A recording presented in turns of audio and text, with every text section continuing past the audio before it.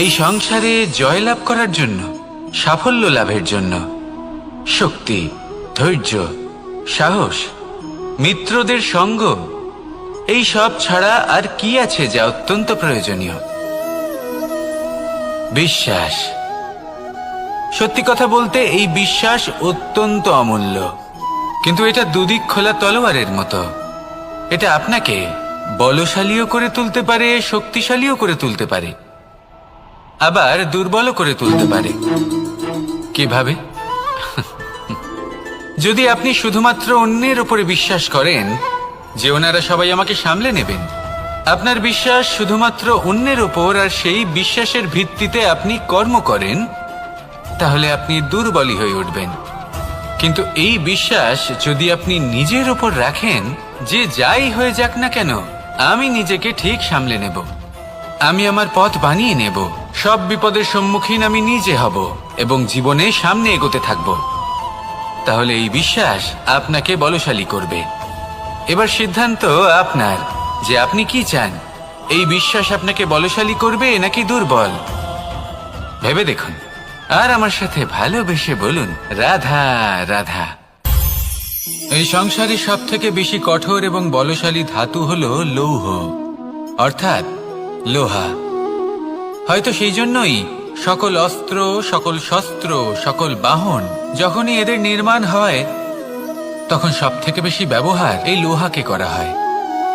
এবার এই লোহার একটা বিশেষ গুণ রয়েছে, সেটা এটাই যে লোহাকে আপনি অন্য কোনো ধাতু দিয়ে কাটতে পারবেন না।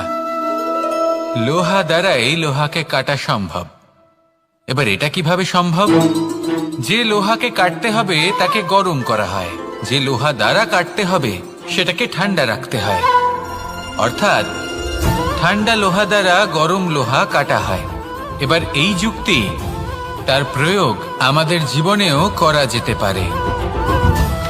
যদি আপনার কাছে শক্তি থাকে, যদি আপনি বুদ্ধিমান হন, আর যদি আপনার মন স্থির হয়, শান্ত হয়, তাহলে এই সংসারকে আপনি বদলাতে পারবেন। কিন্তু যদি আপনি শক্তিশালী হন, বুদ্ধিমান হন, কিন্তু আপনার মন অস্থির হয়, আপনার মন স্থির না থাকে, কোথায় কোথায় আপনি রেগে যান, তাহলে আপনি কখনোই সংসার বদলাতে পারবেন না। যদি পরিস্থিতিকে নিজের মতো গড়ে নিতে হয়, তাহলে ধৈর্য, সংযম এবং স্থিরতার শীতলতাকে আপন করে নিতে হবে। আসুন আমার সাথে ভালোবেসে বলুন, রাধা রাধা।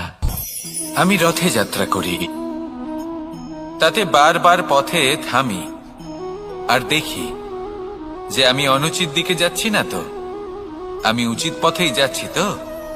কারণটা কি? কারণ হলো যাতে আমি পথভ্রষ্ট না হয়ে যাই। জীবনযাত্রাতেও এটাই প্রয়োজন। জীবনযাত্রায় ভোগবিলাসের পথে হারিয়ে যাওয়া খুব সহজ। বারবার থেমে আপনাকে দেখতে হবে, নিজেকে কিছু প্রশ্ন করতে হবে। আমি কি আজ সেই কর্মই করছি যেটা আমি করতে চেয়েছিলাম? আমি কি আজ সেই জীবন যাপন করছি যেমন আমি যাপন করতে চেয়েছিলাম? যদি এই প্রশ্নগুলোর উত্তর হ্যাঁ হয়, তাহলে এগোতে থাকুন, নয়তো থেমে যান এবং বিচরণ করুন। মনে রাখবেন, এই সংসার অত্যন্ত জটিল, আর এতে হারিয়ে যাওয়া অত্যন্ত সরল। সেই জন্য নিজে থেকে বারবার থামা এবং জীবন চিন্তন করা অত্যন্ত আবশ্যক। তাহলে সেটাই করুন, আর আমার সাথে ভালোবেসে বলুন, রাধা রাধা। আমরা সবাই এই সংসারে সূর্যের মতো হয়ে উঠতে চাই, সূর্যের মতো তেজস্বী, প্রকাশময়, যশস্বী। সূর্যের মধ্যে এতটাই তেজ থাকে যে সবাই তার সামনে নত হয়ে থাকে। সেই কারণেই সূর্যকে যশদানের গ্রহ বলা হয়। আমরা সবাই সূর্যের মতো উজ্জ্বল হতে চাই, কিন্তু তার জন্য সূর্যকে প্রত্যেক দিন জ্বলতে হয়। এই সংসারে শুভ ভাব, পবিত্রতা নিয়ে আসার জন্য, প্রকাশ ছড়িয়ে দেওয়ার জন্য সূর্যকে প্রত্যেক দিন অস্তও যেতে হয়, আবার উদিতও হতে হয়, প্রত্যেক দিন জ্বলতে হয়। সূর্য একদিনের জন্য অবকাশ লাভ করেন না, আর যদি অবকাশ পেতেন তাহলে সূর্যকে আর সূর্য বলা হতো না, তাই না? সেই জন্য আপনি যদি সূর্যের মতো হয়ে উঠতে চান, সেই রকম উজ্জ্বল হতে চান, তেজস্বী হতে চান, তাহলে সূর্যের মতো জ্বলতে হবে, অর্থাৎ অগাধ পরিশ্রম করতে হবে। আসুন আমার সাথে ভালোবেসে বলুন, রাধা রাধা। আমরা জীবনে চলতে চাই, সামনে এগোতে চাই, কিন্তু কখনো কখনো এমন হয় যে আমরা আমাদের লক্ষ্য দেখতেই পাই না। আমরা চিন্তিত হয়ে পড়ি, ব্যতীত হয়ে পড়ি, আমরা কিছু বুঝতেই পারি না, এই মন অশান্ত হয়ে যায়। কিন্তু যদি আপনি থেমে যান, তাহলে নিজের পথ এবং নিজের লক্ষ্য থেকে সরে যাবেন। সেই জন্য চলতে থাকুন, থামবেন না। যতদূর পারবেন চলতে থাকুন, যতদূর দৃষ্টি যাচ্ছে চলতে থাকুন। তারপরেই দেখবেন পরবর্তী পথ আপনা থেকেই আপনার সামনে আসবে। কারণ আপনার দৃষ্টির সীমা থাকতেই পারে, দৃষ্টিভঙ্গির সীমা নেই। আপনার পথের সীমারেখা থাকতেই পারে, কিন্তু সেই পথে চলার সাহসের সীমা নেই। সেই জন্য নিজেকে অসীমিত করে তুলুন। এই সীমারেখা আপনা থেকেই দূর হয়ে যাবে, লক্ষ্য নিজে থেকেই দেখতে পাবেন, আর এই মন সুপ্রসন্ন হয়ে বলবে, রাধা রাধা। এই সংসারে নির্মাণের বিষয়ে জ্ঞান লাভ করার পূর্বে ধ্বংসের বিজ্ঞান বুঝে নেওয়াও খুব প্রয়োজনীয়। যখনই আমরা ব্যায়াম করি তখন কি হয়? আমাদের পুরনো মাংসপেশি নষ্ট হয়ে যায় এবং সেই মাংসপেশির স্থানে আমরা নতুন মাংসপেশির নির্মাণ করে থাকি।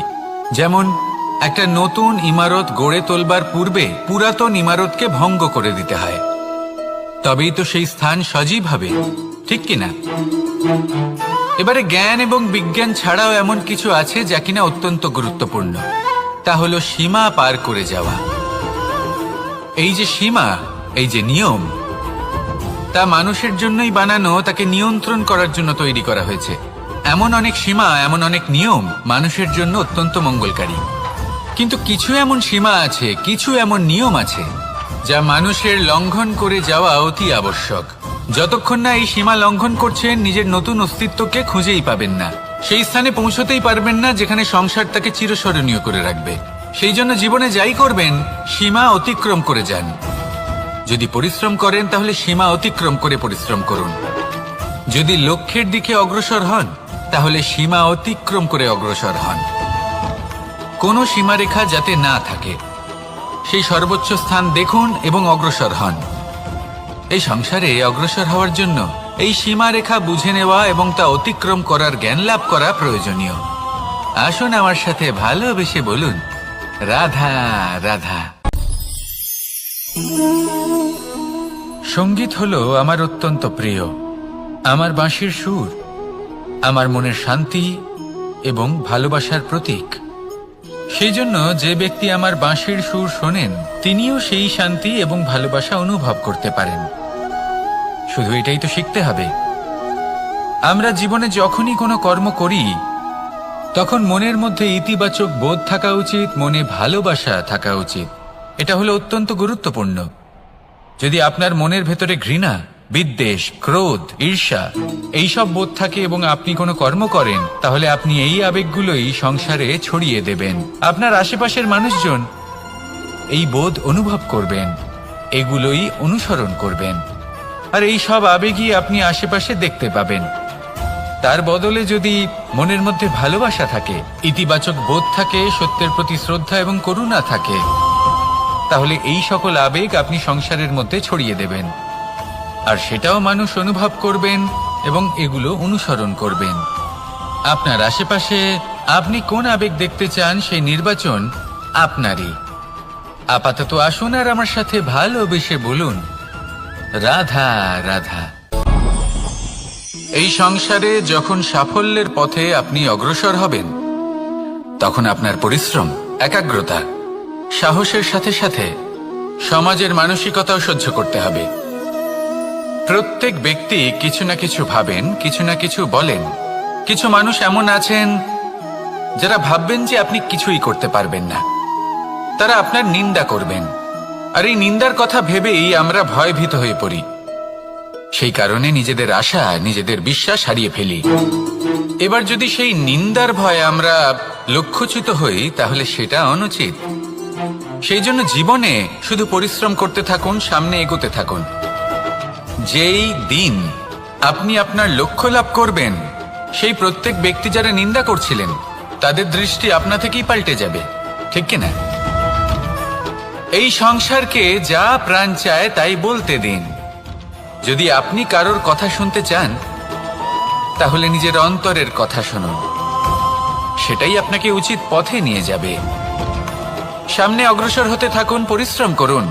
এমন একটা দিন আসবে যেদিন এই নিন্দুক ব্যক্তিরা আপনার লক্ষ্য প্রাপ্তির উদাহরণ সবাইকে দেবে। আসুন আমার সাথে ভালোবেসে বলুন, রাধা রাধা। আমি রাধাকে ভালোবাসি, আর এই কথাটা সমগ্র সংসার জানে। আর সময় অন্তরে লীলার দ্বারা, বিভিন্ন ঘটনা দ্বারা, কর্মের দ্বারা আমি নিজের এই ভালোবাসা রাধার সামনে প্রকাশ করি। এবার আপনি বলবেন, এসবের কি প্রয়োজন? রাধা কি এই কথা জানে না যে কৃষ্ণ তাকে কতটা ভালোবাসে? অবশ্যই জানে, কিন্তু এই যে ভালোবাসা, তা মনে রেখে দেওয়ার জন্য নয়, তা প্রকাশ করার জন্য। আর বারংবার এই ভালোবাসাকে প্রকাশ করা উচিত, উচিত সময় এবং উচিত সুযোগ দেখে।